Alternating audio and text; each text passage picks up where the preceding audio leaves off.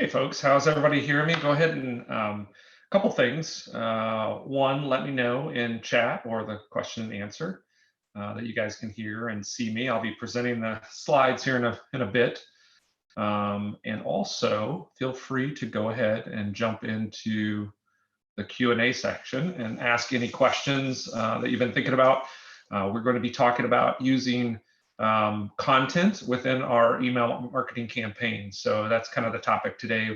Last week we talked about drip email campaigns and kind of how I write those and go about it. And now I'm actually going to kind of take you into the ongoing lead nurturing process of those drip campaigns and talk about how I introduce content to make those things kind of last longer and be more valuable to the people that are getting those emails.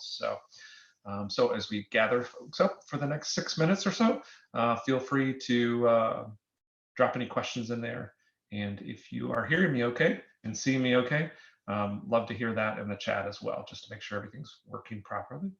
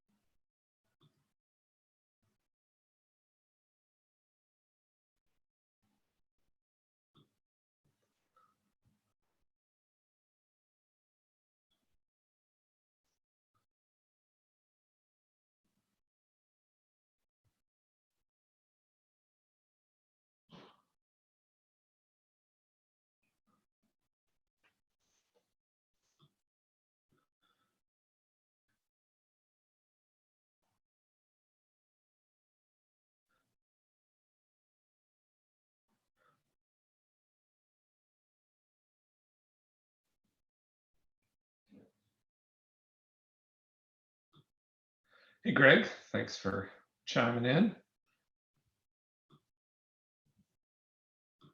We're going to give this a full 5 minutes and then we'll start right on time. But I want to give people some time to kind of gather in as we're kind of waiting, just to give me a little bit of testing. Hey, Donald, how you doing? You're welcome. I enjoy doing these for sure.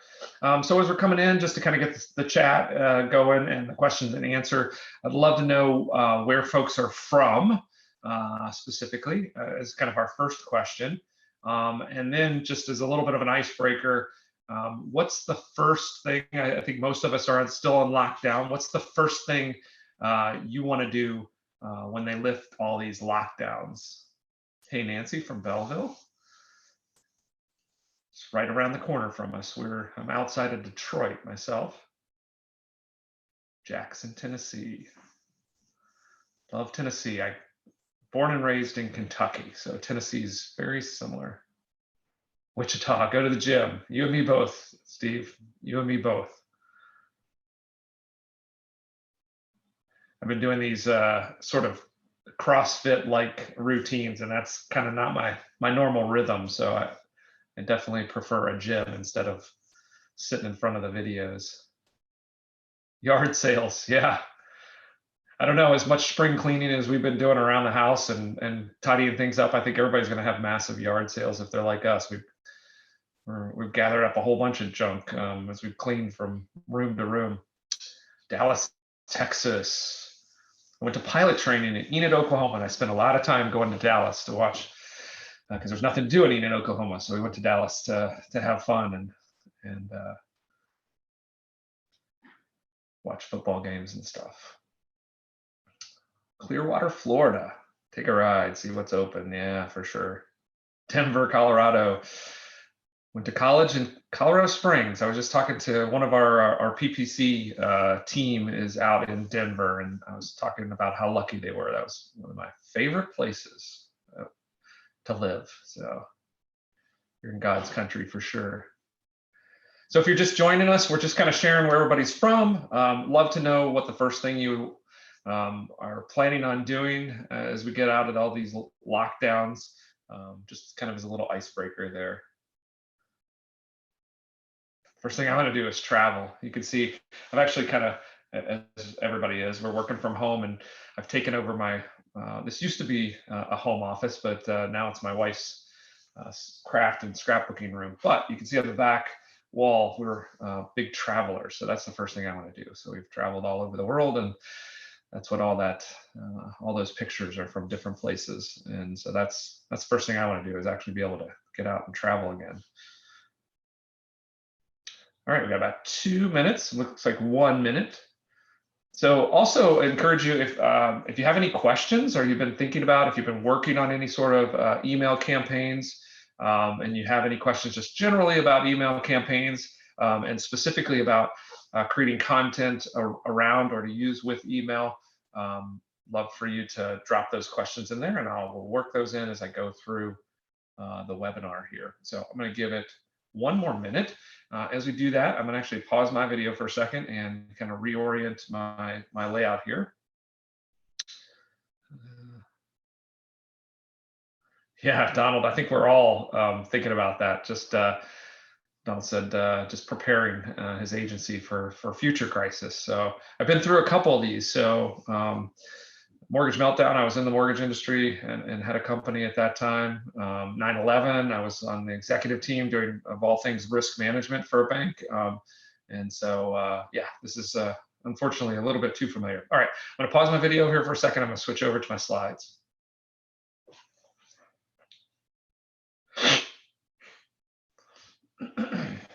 All right, so let's get the right screen up here. And that's weird. Okay, I don't want to do that. So let me get all my Zoom controls out of the way. All right, so I am not going to. So if you're on the YouTube live feed, I'm not going to be able to kind of manage and monitor that. That's something a little bit different I'm trying. So try to ask your questions over on the Zoom. If you're on YouTube live, I will get to those questions probably after we finish this up. So just as a point of housekeeping, I always get this question. I probably should actually just go ahead and type it in here. Yes, everyone that registered will get the replay and the slides. So if you registered and you're here, you're going to get that. If you're on the YouTube live, just encourage you to you'll see my email here at the end, bill.rice@kaleidoco.com. You can just email me and I can get them off to you. So, all right, so let's jump right in. Again, super encourage you guys to chat away. I will watch the chat and try to answer questions as we move through the presentation itself. I'm going to kind of do, or at least attempt to kind of do some of this stuff live. So I will actually pop out of the slides and show you some of the techniques and tools that I use. So if you have any questions as we're going through that, throw those questions over there as well, and we will talk through those too. All right, so this definitely, I love when you guys participate, so feel free to do that. All right, so here's our basic agenda. We're going to talk about, if you were on any of the last webinar, we talked about just writing emails and the drip campaigns themselves. In this particular one, we're going to kind of extend that a little bit. And one of the key components of this, and I got a couple examples from you all to kind of review, and said, hey, take a look at my emails, what did you think? And one of the things that is consistently a problem, and I saw and sort of inspired this particular webinar, is that people try to put too much inside of the email because they're trying to kind of get the wholesale done, or understandably, you have a lot of benefit to your business. You have a lot of passion about what you deliver, and you really feel this need to kind of put all of that in the email. And I'm just going to try to encourage you, and it takes a lot of experience and testing to get comfortable with this, but really to sort of stop doing that, to make these things a little bit simpler. And in order to do that, one of the best ways to do that is to actually create content somewhere that you can point people to. And that's what I'm going to kind of teach you here today, is how to build that content, how to come up with what kind of content you should have, and then to a lesser extent, sort of how you link that up with your email program. But really important to get comfortable with the fact that your email is just kind of that teaser, that intro. Think about the kind of emails you send. Again, a lot of times you send really short emails to friends and colleagues, and you're just kind of pointing them to interesting things when you come across them, right? So I want you to get in the habit of making your marketing campaigns look a little bit like those very typical friendly personal emails that you send to friends and family. So what are we going to go over? First is like, what is that content? What should it be? And this gets down to the question of what are your customers trying to figure out? What do they want to know? And then we're going to talk about workflows. I love talking about workflows because I'm a firm believer, and you've heard me say this if you've ever heard me talk about email marketing, you should never write just one email, even just kind of your normal customer email follow-ups. If you're just kind of typing in an email to a customer, you should probably go ahead and write 2 or 3 and put them in draft and get ready for follow-ups because they're not going to answer that first one, right? So workflows and connecting those to the actual buying process. Another great quote that I throw around is that salespeople would be better served if they learned more about the buying process and less about sales process. So I think that's a big key to success. And then we're going to talk about how to actually create this valuable content, and then ultimately how to use that content to generate some leads. So again, if you're just getting here, we are taking questions as we go. So use that question and answer section or the chat. All right, so basically, just getting started with a little bit of philosophy. I'm a firm believer of anytime you do marketing or sales, you should have some core philosophies, help sort of guide how you do things and the way that you approach your day-to-day sales and marketing activities. Here's mine as it relates to email. Drip email campaigns are simply an invitation or an enticement to discuss a solution, not a sales pitch. And this is really hard for people to kind of get over. And you can definitely tell folks that are just kind of using email for the first time, you will often see them being overly aggressive, overly salesy. The problem with kind of written content, in particular emails, is really there's the tone of everything is sort of missing. And so everything feels more aggressive than it should. So there's a bit of an art there. So ultimately, if you believe in that philosophy, which you should, it's proven successful, it will ultimately change the way that you design your campaigns. And instead, you'll begin to focus on trying to understand the customer's buying process. You probably spend less time on trying to kind of force your sales technique into those emails. All right, so what do customers need to know? So the first step in everything is really this research phase. And I'm going to kind of show you a simple and free way to do this research. Ultimately, what you're trying to figure out is you're trying to figure out, like, what are people needing to know? What are they researching in order to buy your particular product? And so I'm going to actually take you out of here for a second and go into this free tool, Uber Suggest. Now, if you've ever heard of SEO or done any sort of keyword research, you're going to see that this is very analogous to doing keyword research for search engine optimization and for creating content. And really, these are a similar process. But I think it's really important for email because essentially what we're doing with email and why email is a great tool is we're actually reaching out directly to individuals who, if you're using age leads, have shown some intent or some interest in understanding your product better.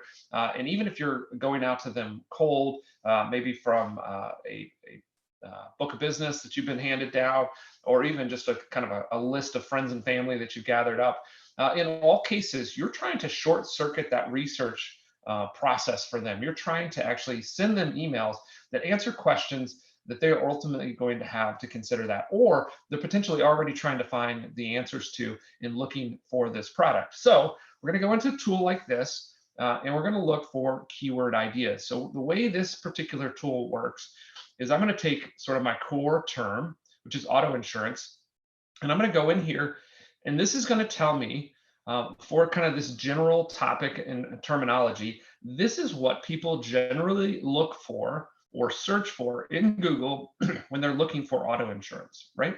So we're going to start to pick out a couple themes here real quickly, right? And the other one we want to look at is auto and car insurance. And so take a look at this. This is also super insightful. This is kind of the number of searches that happen every single month. So there's 165,000 searches around auto insurance. Let's see what happens with car insurance. This is going to tell me, like, which is the more common terminology for the average consumer looking for auto insurance. And you could do this for anything you sell, right? So whether you sell solar installations or mortgage, or maybe you're doing professional services or even B2B, any of those, you're going to use this same process. I'm just going to use auto insurance as an example. So, so you can see car insurance, although you might think car insurance is kind of a more common term, it's actually searched for a little bit less. And some of this varies a bit. So let me just kind of go back to that previous search to do the rest of this, to kind of show you. So the first thing I want to do is just kind of go down through here, and I'm looking for themes of things that I need to talk about, right? Emails that I need to send, answers that I need to give in order for my consumer to go through the buying process. So these are consumers, they're searching for information that they need and want to know in order to get auto insurance. So one thing you see right off the bat is there's quite a few actual brand names, and auto owners, Progressive, USA, AAA, Geico. And so a lot of this is just simply driven by TV, radio ads, and that sort of thing. And people think that they need these providers. Now, if you're an independent agent, this can be a great opportunity to maybe talk about those and compare those different, especially since you probably provide some of these. You can write emails that compare, kind of these different carriers. If you're a captive agent, then you can talk about, again, comparing yourself to those, because people are already kind of focused on these particular providers. So that's one theme. We're going to kind of show you how to organize these themes. The other thing that's pretty obvious is they're looking for quotes. And for the most part, they're looking for cheap quotes. And that's sort of a little bit unique to this particular type of insurance. But we're looking for these themes. So across here, you're going to notice a couple other things that I want to actually jump into. And this is actually going to further refine what I'm going to write emails about, right? And that's is the actual questions that people are searching for. So these are questions, which again, these are searches. People put these into Google, but again, these are going to indicate to you the mindset of your customer. What kind of questions are they asking? What kind of questions are they going to ask you when you end up talking to them? What kind of questions can I go ahead and solve for them in an email, or write some content and then push them to that via my email? Again, we're looking for just kind of general themes. So how to determine the best insurance. So that's pretty clear. Again, we've got this sense of cheap, but kind of what it is and how do you get the cheapest. So there's, again, another theme there. Just some simple things about how it works, or why I should even have it, or why I need it, right? So those are my questions. And then the other place that I like to get some themes for my email and my content is the comparisons. And this is really good because most of these folks that are going to the internet through these leads that, age leads that you have, or other type of things, they've probably gone to the internet. And one of the top things that they're doing on the internet is simply shopping, right? And so this is going to tell you, again, the type of questions and comparisons they do in shopping, right? So some of them are pretty obvious in that they're comparing different brands. Again, a great theme, whether you're independent or captive, is compare to some of these brands. You know what's different about them, or kind of what their shtick is, or what their angle is. If, again, you're independent, or you're State Farm or Farmers or whatever, you know how to compete against Geico, right? Or Progressive. And hey, they're the low-cost provider. They're giving you a minimum level of coverage, right? And giving you just what you need. May not necessarily give you exactly what you should have, right? Yes, this is an application you can use, and actually just search for or type in ubersuggest.com. So great question, Bruce. So I'm gonna actually type that in so everybody can see that. It's just ubersuggest.com. All right, so that's out there, and you guys can try that and play around with it. Again, it's free. There is a paid level, but there's no reason. Everything I'm doing here is in the free version. Another thing that you can kind of do is you can see, and most of you play in the commercial and personal line space, so you can tell a lot of times they're kind of trying to figure out, maybe I'm a small business owner, should I have commercial or should I have a personal? Credit score, how does that play in? And then again, some other sort of comparisons. So I'm looking at these three areas, right? Suggestions, you can go related, that'll give you a sort of a broader set of searches, in particular questions, and then of course comparisons. So let me pop back into my presentation, and I'm going to kind of just walk you through that in a slide way. But I wanted to show you kind of how quick and easy it is to do sort of live instead of just always kind of looking at slides here. So that's all I did. So I started with a high level, auto insurance and car insurance, just kind of searching at that highest level. And then I'm trying to pull out interesting themes or themes that I think will resonate or I know will resonate with these people on my email list, because I know, these consumers are searching for this. And so, why wouldn't they be doing the same searches and probably have done the same searches? And so I'm going to try to kind of get there as the authority and the expert and answer those questions maybe better than what they were able to kind of search around. Because a lot of times they'll do all these searches and they'll actually end up on just sales or pitch or landing pages and not really get their questions answered. So again, we're looking for these interesting themes. Cheap and brand names was one that I talked about. Then we're actually going to dig into the questions. And this is where I get most of my ideas for my emails and for the content that's going to support the emails. So this, like I said, most valuable part. Here's kind of the interesting themes that I pulled out when I did this research earlier in preparation for this presentation, is really what they're trying to figure out. Or the most common questions are simply, what is the best insurance? So I can go through and I can list, like, okay, what's the standard policy look like? What are some other coverages that some people like or should have? And kind of what's the difference? What's the difference between, maybe a policy that Geico would put in front of you versus what I'll put in front of you with State Farm?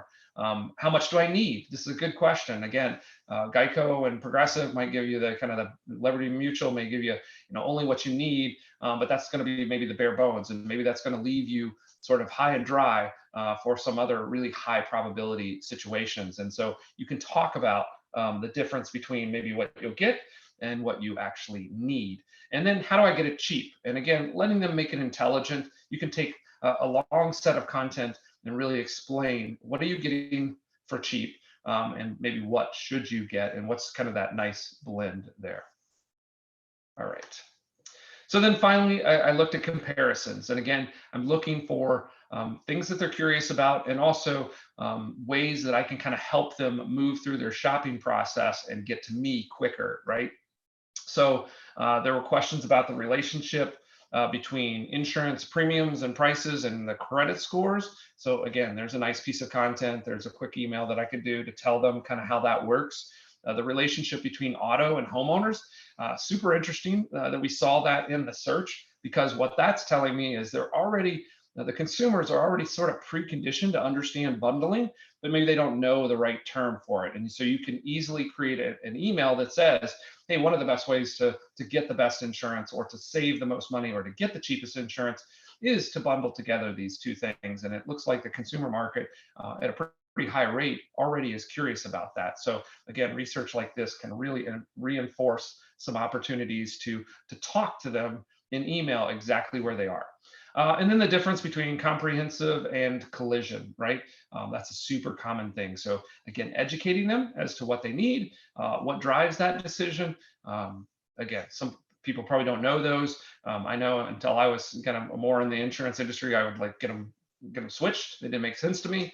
And so it's a really common mistake and question to have. So let's go ahead and build a piece of content that supports understanding that. And then of course, commercial versus personal kind of walks into a whole bunch of other commercial topics and small business topics that give you some opportunities. Okay, so now that I have these themes, what I then do is I try to begin matching the themes to the buying process. And I start to sort of lay out those insights and those themes into sort of a sequential flow. And it doesn't necessarily have to follow one after another, but I know that I'm going to only talk about, and you've heard this from me over and over again if you've watched any of my email marketing training, is you only want to cover one topic in an email. So although this person might have all the same questions, they might even be related between cheap auto insurance and the best auto insurance, I'm still only going to talk about those sort of independently. I'm going to talk about one at a time. And you can see here by just pulling together these concepts and themes that I got from the last research, I have 1, 2, 3, 4, 5, 6 different email topics that I'm going to put in my long-term nurture campaign. And one of the things that, again, I think a lot of times people get a little bit confused about is they sort of try to tell a story and they try to get them in some logical order. This isn't terribly important, because really what you're doing with themes is you're going to send all these themes and they're all going to feel valuable, but some people are going to get the cheap auto insurance. They're like, oh, that's not for me. Like, I already understand that. I'm not fooled by that. I don't want the cheapest. And they'll just simply ignore that email. But then when you hit to how much do I need in auto insurance, it'll resonate. And then they'll open that one and then they'll click through it. And so you're trying to sort of test themes as you go through these emails. And so we're firing in these emails, once a week or whatever that frequency is. And each time we're introducing a new theme or a new question or a new thing that they might have been thinking about or might have been preventing them from making the decision to get a checkup on their insurance or whatever the product is. I mean, like I said, I like to use very specific examples. And so I took auto insurance for this, but this can be applied to anything. I use this in my own B2B marketing as an agency, when I'm going out to businesses and companies, I will use this exact same process. Just the products and the questions are slightly different. Okay, now we're going to move to actually creating the content. And we're moving through this nicely. So I wanted to leave a lot more time for questions. So if you do have any questions, put them in here. I might, if we have enough time, actually open it up to create you guys as panelists, or at least let you talk and have you come in here live and kind of make this fun at the end, so you can actually kind of add some live questions. So the way to get that is to put in your question in the question and answer or chat, so that I can figure out who you are and pull you up. All right, so just want to enter that opportunity. The more I can make this more engaging and interesting. We might even do some office hours in the future. We're just kind of have a live sort of open Zoom, and then I just kind of chat through your questions. So if that's interesting to you guys, just maybe having an hour's worth of just open office hours. Again, sort of testing some things that'll be helpful to you. So if something like that would be interesting, where we just kind of get live on Zoom and talk back and forth, let me know if that's interesting as well. Okay, so let's get to the content. All right, over and over again, I can't emphasize this enough, just simply don't overload your emails, right? The emails should be wicked short, 1 or 2 sentences, maybe 3. If you're going to be longer than that, definitely try to break it up into bullet points so it's easily scannable, and then you're going to link to your content, right? Okay. All right, Michelle. Yep, we're going to definitely do that. I think the office hours is an interesting concept. So we're gonna do that probably next week. Use your emails to inform and port people to interesting content, and then as much as possible, just kind of emulate that informal. So again, think about when you send.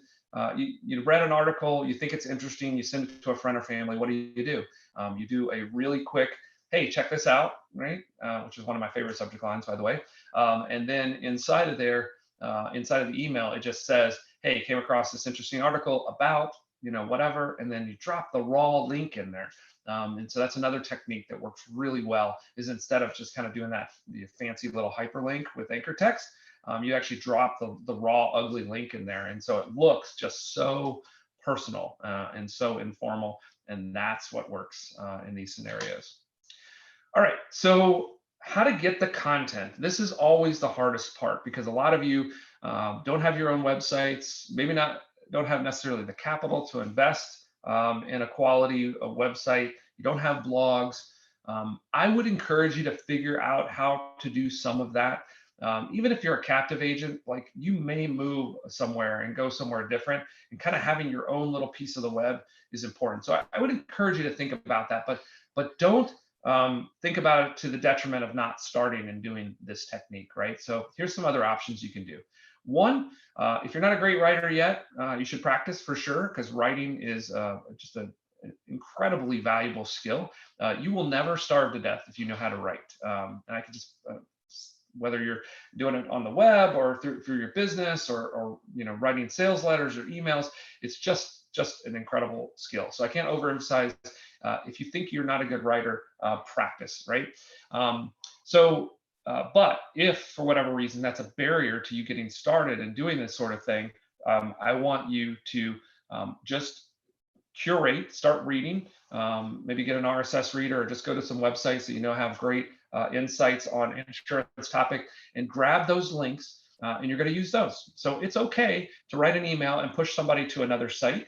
Obviously, you don't want to push them to a competitor necessarily. You don't want to push them to Geico, right? But if you can find some insightful articles, there's places like NerdWallet and some of these kind of general personal finance or even just personal bloggers that might be able to partner up with you. Even if you find those, let's grab a list of those, and we're going to go ahead and drop those. And so when people read your email, they're like, oh, this person, I'm going to stay tuned to this email because they're super helpful and they're pointing me to helpful stuff. So that's the first option, is just curating content from other experts for other general personal finance sites. The second, and hopefully this is something you'll consider and you'll practice, is just to write your own content, right? Blog post, another option too. And I would encourage you to do this. Again, if you can't kind of get over the barrier of a website or a blog post, build checklists and ebooks and just little documents. And one of the things that's interesting, so let me just kind of show you. So if I didn't have a website and I was building something like this, so this is just, I'm going to show you this in a second. This is how I kind of build out my, I'll do it real quick. So this is, I took all that information and research I did, and I started building out some categories. I'm working on, this is actually a live project, insurance project that we're working on. And I got my sort of keywords, and then I came up with some titles that I want to write.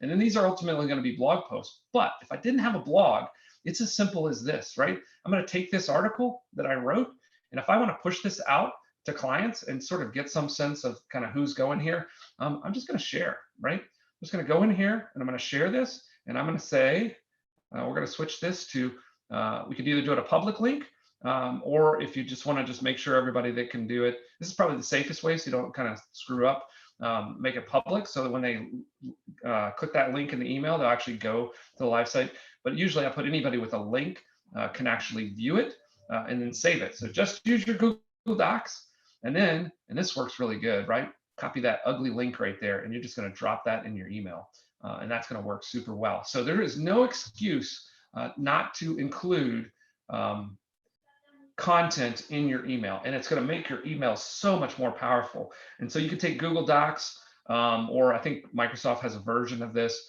You can make some checklists, like the 10 things that you need to look at and see, you know, in reviewing your auto insurance. Or this is great for comparison. You can say, like, you know, here are the 5 things that are different from State Farm versus Geico. People open that all day long, right? And so checklists are good. Bulleted lists are good. Comparisons, again, divided in 2 columns and just compare. Like, this is what Geico gives you. This is what State Farm gives you, right? Ebooks, and again, you're just sort of crafting that out. You can build a presentation just like this, save it as a PDF, or again, do that linking. I would encourage that linking because it just gets a click.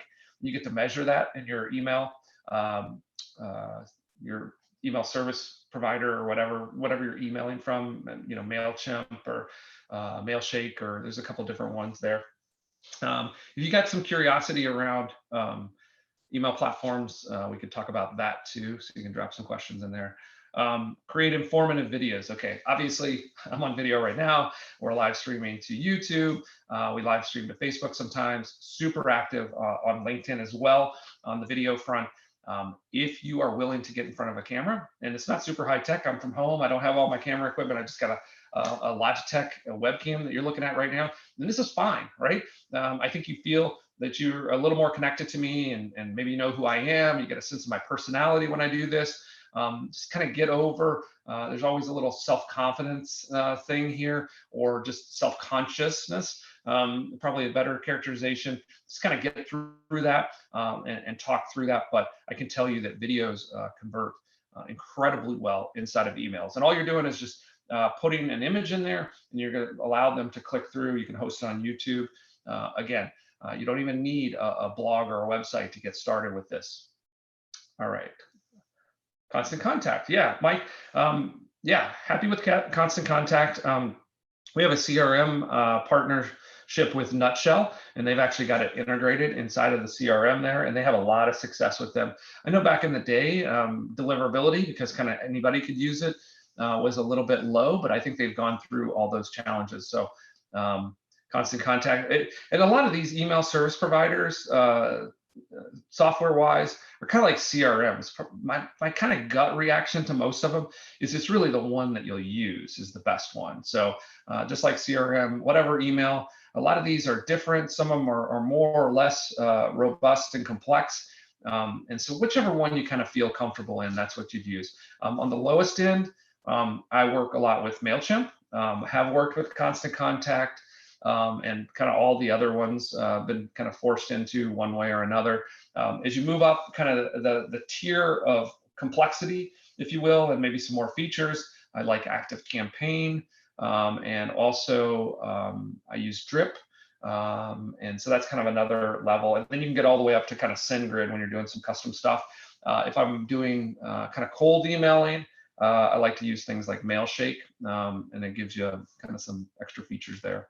All right, let me drill through the rest of this because I think there might be enough interest that I can just open it up and we'll kind of go live Q&A and sort of do the office hours sort of at the end of this and get a feel for it.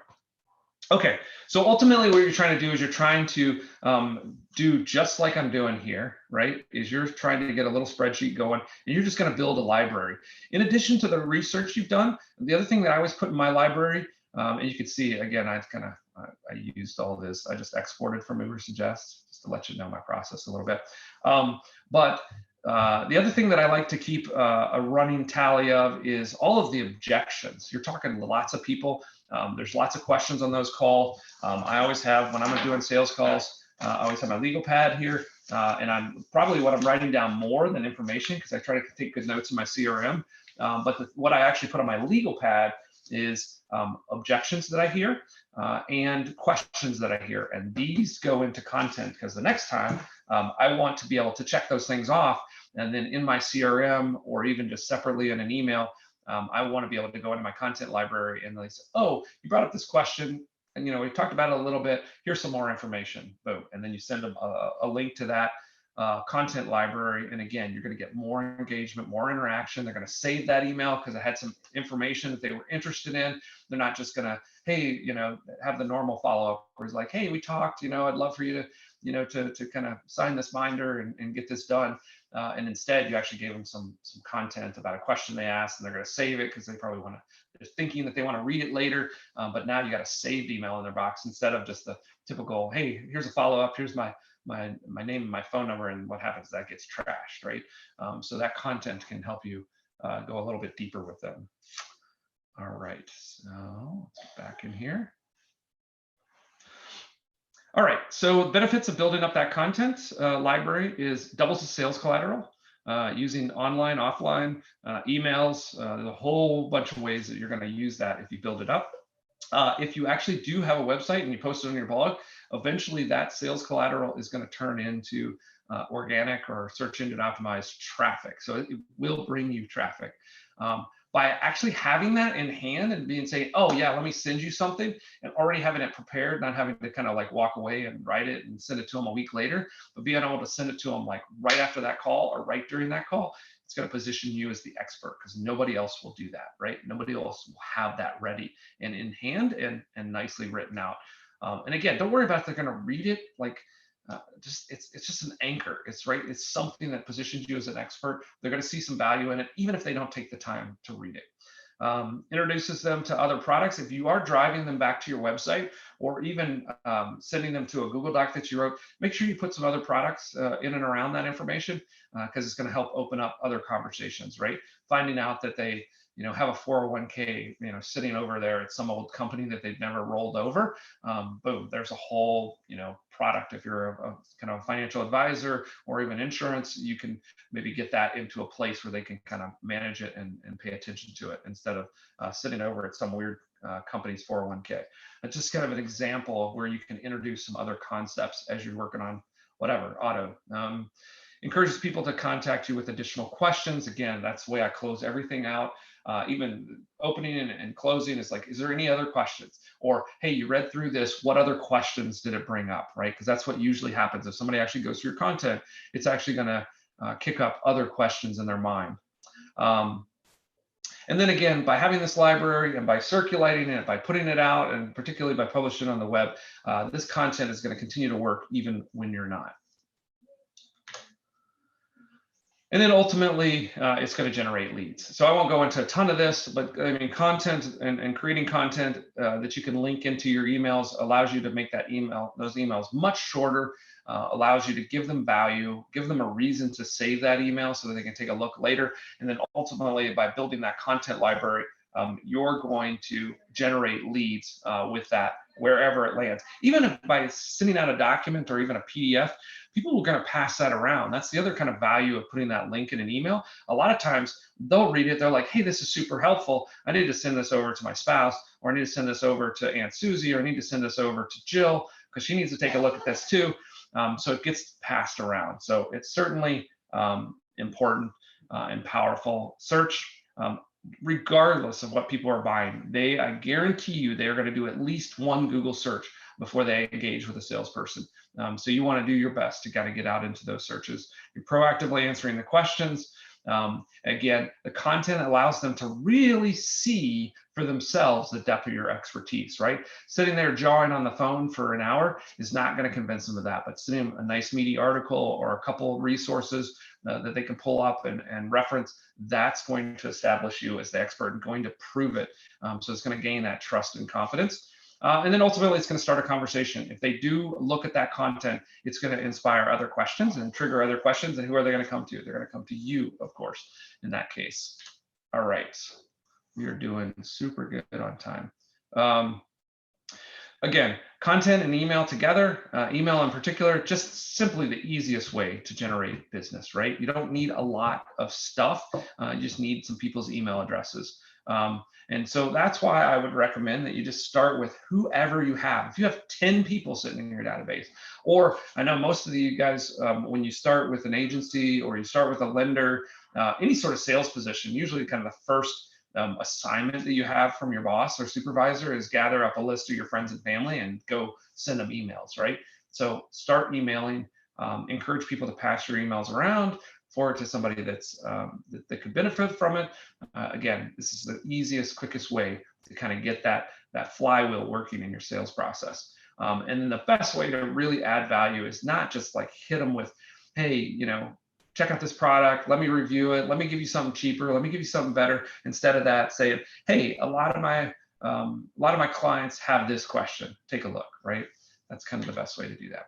All right, so how can I help? Here's a couple things that you can do to kind of get in my network and pay attention to what I'm doing. With this, let's just kind of flip over to questions. So you guys let me know questions, and I'm going to, kind of doing this on the fly, I'm going to try to bring you guys in here live as a panelist if you have a question.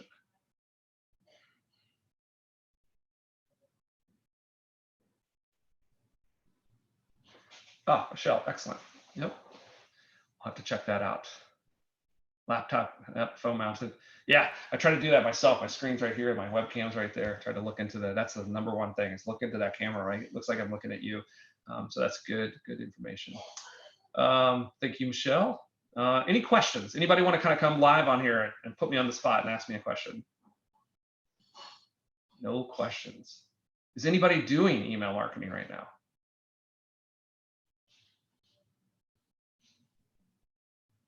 Ah, different. So Michelle, yep. Do you want to ask your question live?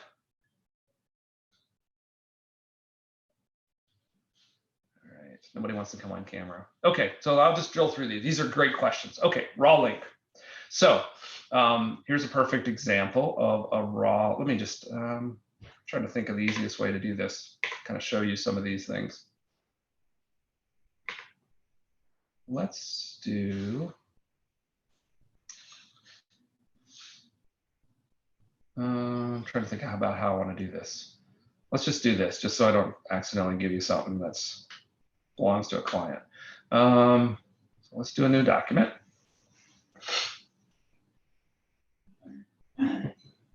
All right, so, okay, so here's what we're talking about, Michelle. Okay, so let's say that I want to, let's just stay with the, what the heck? Let's go with, yeah, let's go with,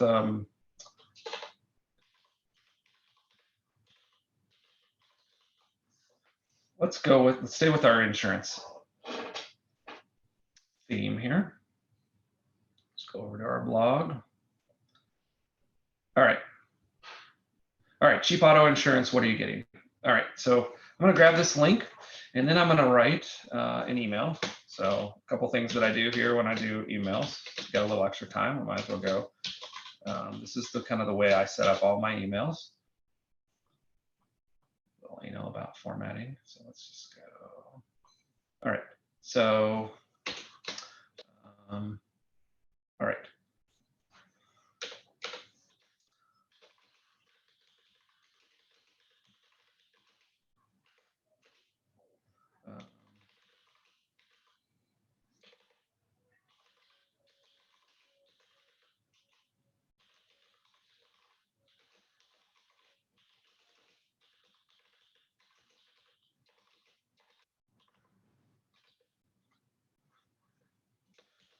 So we'll do something like this. Do space, make it, and that's a raw, ugly link, right? What most people will do is like, here's some more info about getting cheap.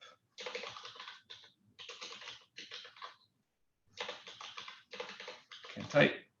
So this is what people usually do, right? They'll go into their little email provider and they'll do this thing, right?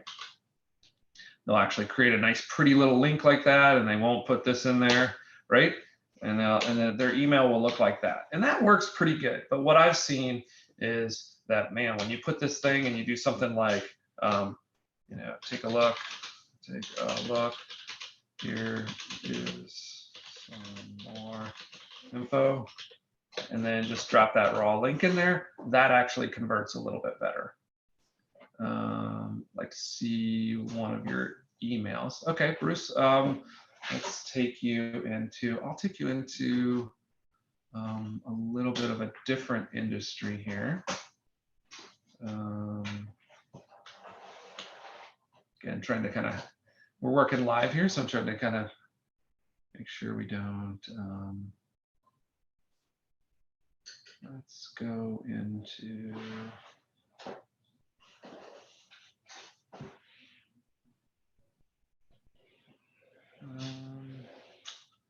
let's see here.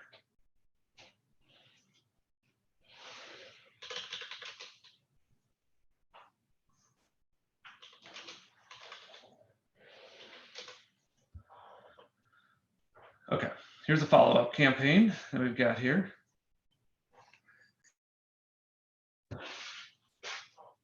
My wife's visiting. Sorry. We're all working at home, right? So we can be transparent. This is her scrapbooking room. So, okay. So here is an example of a live kind of campaign. And this is working on some age data, right? And so I normally do 2 subject lines. And this is kind of day 0. This is my intro. Just checking in, still thinking about selling. So this particular client actually does instant home offers. So they buy for cash homes. They're a real estate investor, right? Pre-header or preview. I wanted to see, and that's a little preview that you get in there. And then this is the whole email right here, right? This is Jim from Bull and Beam. Used to be, they actually did a change of name. We talked a couple months ago about selling your house, but we didn't really move forward. Are you still thinking about selling? Boom, that's it, right? That's all I'm doing here. And these are kind of some intro. We introduced the content after kind of those first warm-up emails, but that's kind of an example. You can see all of these, right? This is my day 3 email. Look how short that is. Like, short is everything. These are running, by the way, and they're super effective so far. So we just started this campaign. All right, what other questions do we have? I'm gonna leave this up here. You guys can see. Okay, Michelle, is that a good answer to the ugly links? Bruce, was that helpful to kind of see what an email looks like? Any other questions? Oh, we got some chats. Hold on, let me get my chat window back up.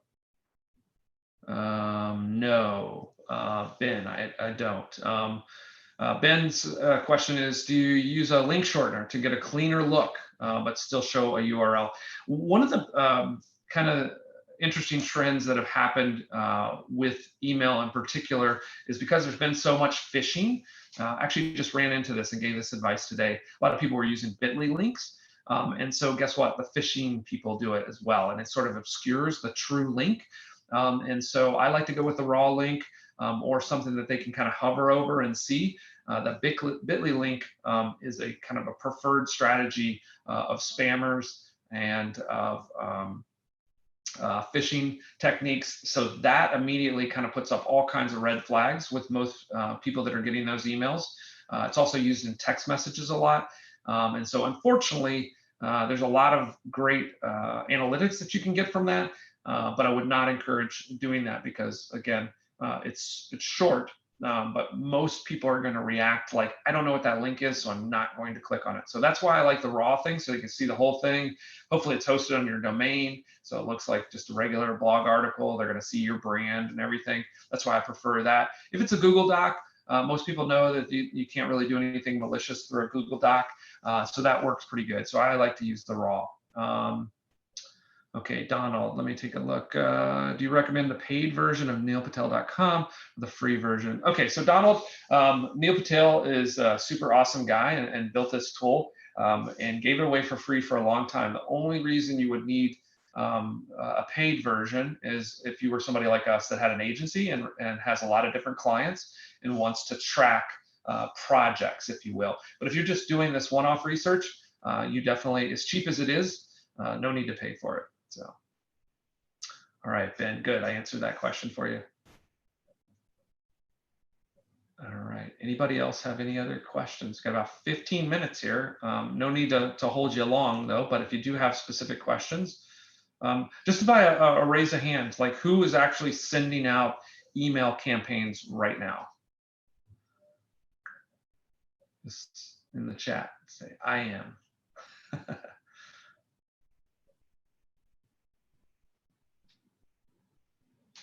Let me ask maybe an easier question. Of those of you who are not sending out email campaigns, what's holding you back? What's the one thing that prevents you from actually starting a drip email campaign like I described?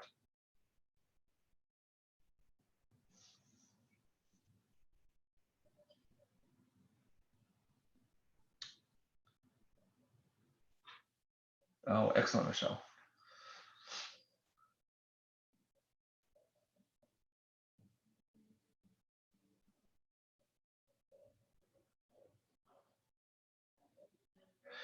So it's a little nuanced, Michelle. So I am putting, like you saw in, oops, keep closing down my chat window. Okay, so let me clarify that a little bit. So, like you see here, I like to keep my emails super short like this, and then I'll put a link out to ideally something like this, a blog post, right?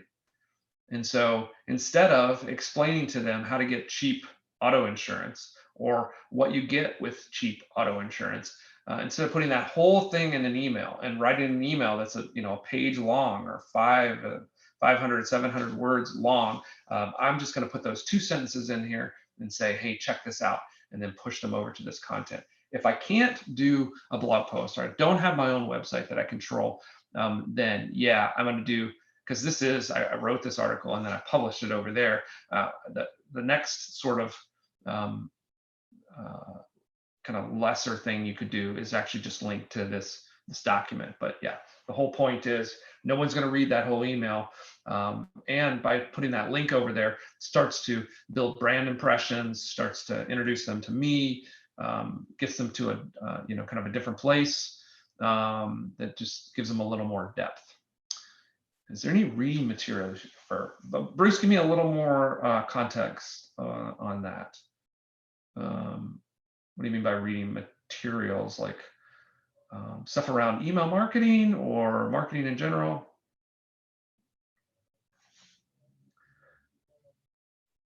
Didn't want to waste my time. Larry, I'm not sure I understand your question. Didn't want to waste my time with no responses.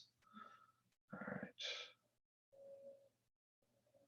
All right. Yeah, I don't know why the hand raising thing doesn't work. That's all right. We can use questions. Great questions, Michelle. So you start with some very personal intro and then build into emails that show off the content. Yeah, exactly, Ben. It's exactly what I do. So whenever I'm working with, a lot of times I'm working with age data or cold emails or people that I haven't been, in contact with a while, or they're unresponsive for my CRM. And so I always start with a 3 email warm-up series. If you've heard any of my email training before, it's kind of the same format, right? Day 0, the first day I send it out, 3 days later, and then 10 days later. So that's the 3 email series. That's just a warm up, get some contact, hopefully get some replies coming, definitely get them conditioned to open. And then I move into my long-term nurture. And then generally, almost without exception, I'm sending an email each and every week. And all of those emails are backed by content. So every one of them has a link to some additional piece of content.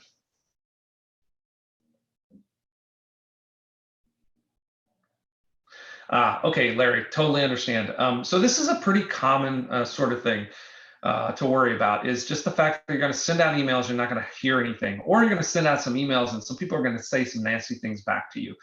That's just something, that's just part of the game, right? So I would just encourage you to send out emails. The more personal and the shorter they are, and the more that they look like I just sent you an individual one-off email, the more likely you're going to get a response. So one of the problems, if you're sending out a bunch of emails and you're not getting any responses, you're not getting any opens, I would guarantee you the number one problem that you're running into is you become too salesy or too marketing, and it's kind of spotted as such.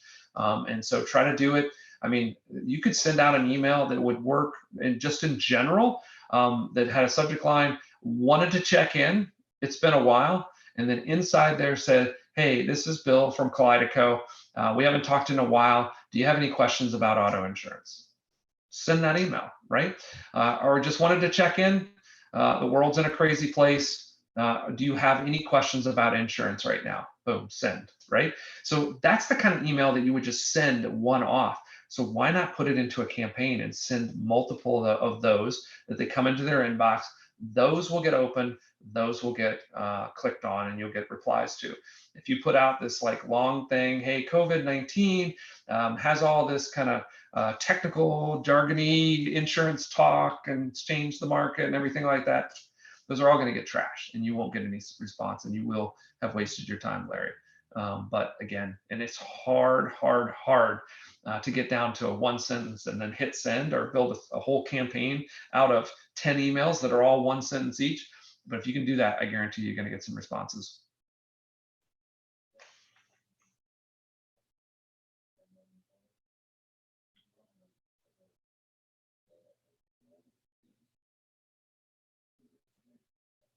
Okay, excellent, Greg.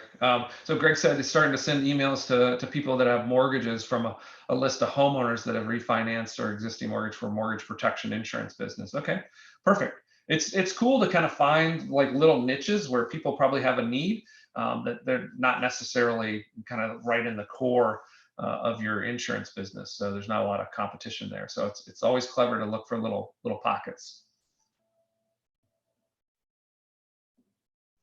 Okay, long-term emails. Do you discuss the content in your message? Yeah, a lot of times what you'll see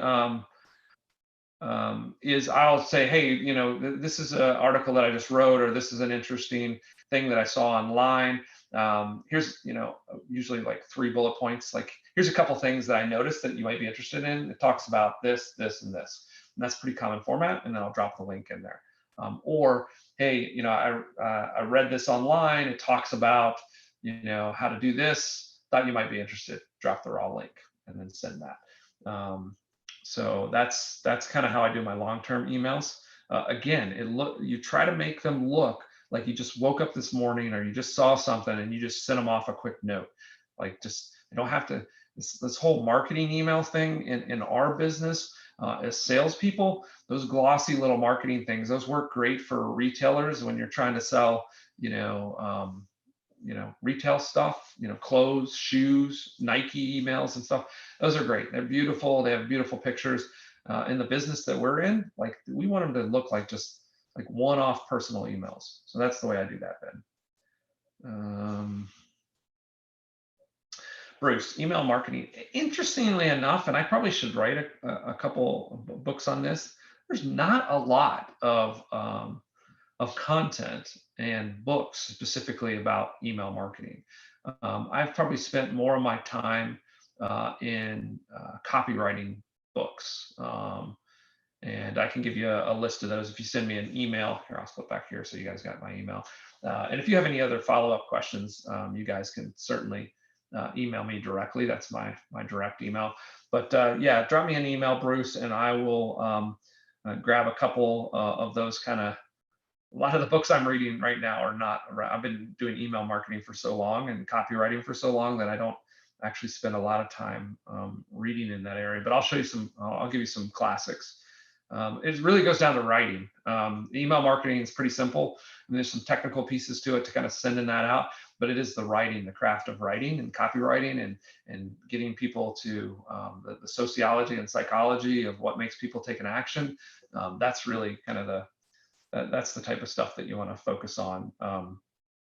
Robert Cialdini, I think it's called The Art of Persuasion. He's written a couple updates to it, but The Art of Persuasion, I think, is what it's called. But Robert Cialdini is a good one. He's got kind of like 6 things, I think, that really kind of drive action. All right, guys, I'm going to go ahead and wrap up unless there's additional questions, and we'll get this. So the way this works, obviously, the video here we'll have to cook out via Zoom, and then once it's done sort of processing, then I will shoot out an email that includes this presentation and includes the video replay so that you guys can enjoy that. Encourage you to pass it around because like any sort of great email, that's what works. And then if you want to get on my Kaleido newsletter, there's some additional stuff that goes out through there. Would love to hear what you guys would like to know more about. We can talk about sales, we can talk more about email, we could talk about sort of hardcore web design and marketing and that kind of stuff, SEO, content creation, PPC. So we got a kind of a full service agency. So if there's any of those things that you guys are running into, I'd love to know what they are. So when you get that email, shoot me back a reply and tell me what you'd like to hear about next. You are welcome, Michelle. You were full of great questions. I appreciate that. We'll probably try to do an office hours and get you guys live on video, and we can kind of talk face to face. You're welcome, Larry. Appreciated your questions. Steve, thank you. I appreciate this. Super fun. Email these links out. Yep, yeah, I can put that in my email. That's a good question, Mike. So I'll put all these in my email so that you can get back if you need any other help. Kind of get the best way, obviously you can email me. Kaleido.com is my agency. So if you need help with doing any of your marketing strategy, my agency is a great place to start. And then I would encourage you, and I'll send this link as well, is to subscribe to my YouTube channel. So I'm putting more and more of this training on my YouTube channel. And so you can get that as it comes out, because there's going to be some shorter videos in addition to the webinars that'll just kind of be point solutions on how to do things. All right. Okay, Michael. Awesome. We will get all that. All right. I'm going to go ahead and close down. Ben, good seeing you. Thanks for the questions. And everybody, we will see you. We're doing this about once a week. I think I'll probably do office hours next week instead of a formal webinar, so I can really get a pulse on some of the things that you guys want to know about. But we're going to do it once a week, so stay tuned. And I hope to see you all next time. Take care.